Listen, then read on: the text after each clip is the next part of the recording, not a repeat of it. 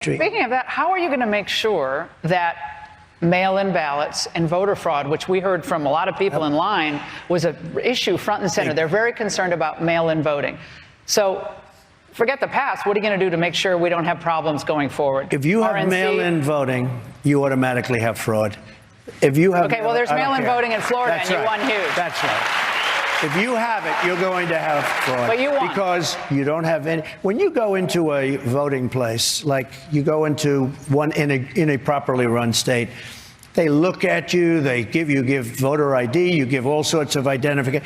I mean, it would be very hard to cheat in a mass scale.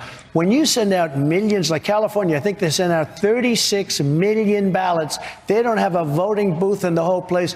And then millions of ballots come back. Nobody knows where they're coming from. Right, but what are you going to do about it? The way you win is by swamping them. The way you win is by swamping them. You got to have, and we're going to swamp. I'll tell you what, I did great in the first election. I did much better in the second. We have interesting news coming out of New York.